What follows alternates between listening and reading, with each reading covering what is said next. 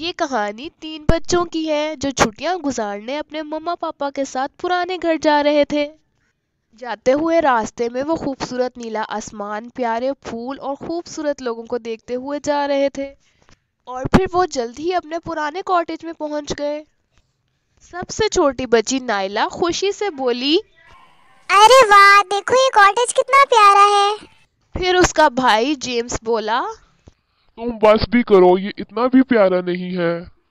फिर उनकी बड़ी बहन रिदा ने कहा, जेम्स, तुम्हें तो कोई चीज भी अच्छी नहीं लगती, चलो अंदर चल के देखते हैं। फिर वो अंदर गए और सारे मिलके घर का सामान सेट करने लगे ताकि सारी छुट्टियां यहाँ गुजार सके। और इस तरह वो तीनों बच्चे रिदा, नाइला और जेम्स सारा दिन जंगल में मस्ती करते और बाकी दिन वो दरख्त के नीचे धूप में गुजार देते। लेकिन फिर यूं हुआ कि उनके मम्मा पापा को किसी काम से वापस जाना पड़ा। बच्चों, हम दोनों वापस जा रहे हैं, तुम लोग यहाँ क्या करोगे? बच्चों ने कहा, मम्मा पापा आप लोग जाएं, आप लोगों के आने तक हमारे पास रैला होगी, वो रैला हमारी देखभाल करेगी। अपने मम्मा पापा के जाने के बाद सारे बच्चों ने सोचा, क्यों ना मिलके हम इस जगह की खुदाई करें और हो सकता है हम किसी और जगह पहुंच जाएं। हाँ, ये बिल्कुल ठीक रहेगा, चलो करते हैं। इसके बाद सारे बच्चे अपने अपने हथियार ले आए और वो जगह को खोदने लगे। अभी वो रेत को पीछे कर ही रहे थे तो उनको अचानक कोई चीज नजर आई। वहाँ पे कुछ है। देखो ये क्या है? तो तुम लोगों ने मुझे ढूंढ लिया, क्या चाहते हो मेरे से? जेम्स ने उसको हैरानगी से देखा और फिर उससे पूछा, तुम कौन हो और यहाँ रहती हो? मैं सैंड फेरी हूँ, मैं यहाँ रेत में रहती हूँ। तुम लोग कोई भी विश मांग सकते हो, उसके बाद मुझे जाना है क्योंकि मुझे धूप और पानी पसंद नहीं है। मतलब हम तुमसे कुछ भी मांग सकते हैं, कोई भी विश? रिदा ने कुछ देर सोचा और फिर कहा, तुम बस हमारी 3 विशेस पूरी कर दो, क्योंकि हम 3 हैं, हम तीनों की एक एक विश पूरी कर दो, फिर हम तुम्हें छोड़ देंगे। नहीं, मैं सिर्फ तुम लोगों की एक विश पूरी कर सकती हूँ, मैं 3 विशेस पूरी नहीं करूँगी। अब जल्दी करो, मुझे धूप और पानी पसंद नहीं है, जल्दी बोलो। तीनों बच्चों ने सोचा, ये छोटी सी सैंड फेरी है, इसको पकड़ के हम इससे अपनी सारी विशेस पूरी करवा सकते हैं। हमारी पहली विश ये है कि तुम हमें बहुत खूबसूरत बना दो। इतना कहते ही उनकी पहली विश पूरी हुई और वो सब तीनों बहुत खूबसूरत प्यारे बच्चे बन गए। बच्चे खुद को देख के बहुत खुश थे, लेकिन जैसे ही वो घर पहुंचे रैला ने उनको पहचानने से इनकार कर दिया। तुम कौन बच्चे हो और अंदर क्यों आ रहे हो? चलो भाग जाओ यहाँ से, वरना मैं पुलिस को बुलाऊंगी। बच्चों को अपने ही घर से निकाल दिया गया। उन्होंने जाके जंगल में वक्त गुजारा। बच्चे बहुत थक चुके थे और भूखे भी थे। मुझे माफ कर दो, मुझे ये विश नहीं मांगनी चाहिए थी। आप समझ में आया कि खूबसूरत होना इतनी भी अच्छी बात नहीं है। लेकिन अब रात हो गई थी और सूरज भी गरूब हो गया था। बच्चे भी अपने घर वापस जाना चाहते थे, इसलिए वो दोबारा सैंड फेरी के पास गए और उससे कहा, सैंड फेरी, हमारी ये विश गलत थी, तुम हमें दोबारा पहले जैसे इंसान बना दो। लेकिन सैंड फेरी ने गुस्से में कहा, मैं सिर्फ तुम लोगों की विश पूरी कर सकती हूँ, मैं तुम लोगों को वापस सही नहीं कर सकती। बच्चों ने सैंड फेरी से कहा, अगर तुमने हमारी ये विश पूरी नहीं की तो हम तुम पे पानी भी फेंकेंगे और तुम्हें धूप में भी रखेंगे। नहीं, ऐसा मत करना, मुझे धूप और पानी पसंद नहीं है, मैं तुम लोगों की विश पूरी कर देती हूँ। अब बच्चे पहले जैसे हो चुके थे और वो जल्दी जल्दी अपने घर पहुंचे। लेकिन घर आते ही रेला ने उनको बहुत डांटा।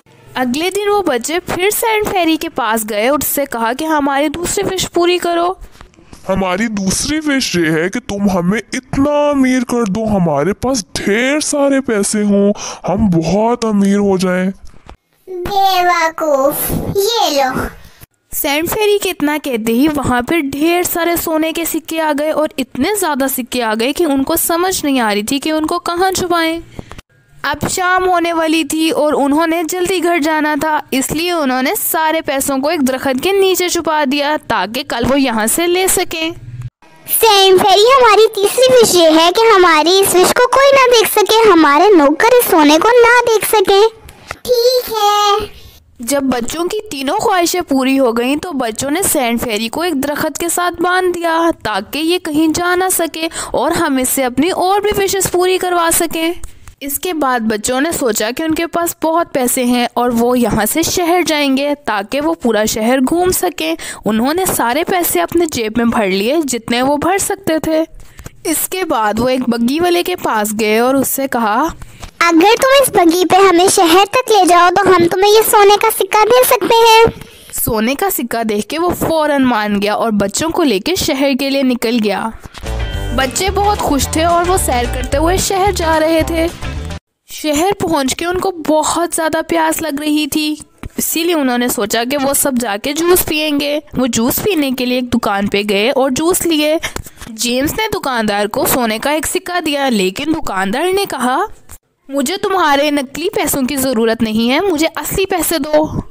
जेम्स ने अपने बहन भाइयों से कहा, जनाब ये असली सोना है, लेकिन कोई बात नहीं, ये ले लो। हमारे पास इतने पैसे होने का क्या फायदा अगर मैंने पैसे अपने से ही देने थे तो। इसके बाद रिदा और नाइला ने सोचा कि वो प्यारे प्यारे से कपड़े लेंगी, इसलिए वो एक कपड़ों वाली दुकान में चली गई। लेकिन उस दुकानदार को भी बच्चों पे शक हुआ और उसने समझा ये बच्चे चोर हैं, इन्होंने इतने सारे पैसे कहीं से चोरी किए हैं, इसलिए उसने फौरन पुलिस को बुला लिया। पुलिस के आते ही वहाँ पे रेला भी आ गई। ये बच्चे अच्छे हैं, ये चोर नहीं हो सकते, मैं इनके साथ हूँ, इसलिए इनको छोड़ दो। रेला की बात सुन के पुलिस ने बच्चों को छोड़ दिया और रेला उन्हें लेकर घर आ गई। रेला ने घर आके बच्चों को बहुत डांटा और कहा, आइंदा से तुम लोग बाहर खेलने नहीं जा सकते। बच्चों ने रेला से माफ़ी मांगी और कहा, हमें सिर्फ थोड़ी देर के लिए बाहर जाने दो और हम शाम होने से पहले घर आ जाएंगे। रेला ने उनकी बात मान ली और उन्हें जाने दिया। बच्चों ने बाहर जाके देखा तो सैंड फेरी उस दरख्त के साथ बंधी हुई थी। बच्चों ने जाके उसको खोला और उससे माफ़ी मांगी। उससे कहा, हमें माफ कर दो, हमने तुम्हें बहुत तंग किया और तुमसे ढेर सारी विशेस मांग ली। वो विशेस हमारे किसी काम की नहीं थी, हम तुम्हें आइंदा तंग नहीं करेंगे, अब तुम जा सकती हो। बच्चों ने सीख लिया था कि हमेशा सही चीज़ों के लिए ही विश करनी चाहिए। और इसी के साथ ये स्टोरी ख़त्म होती है। मिलते हैं नेक्स्ट स्टोरी में, तब तक के लिए अल्लाह हाफिज़।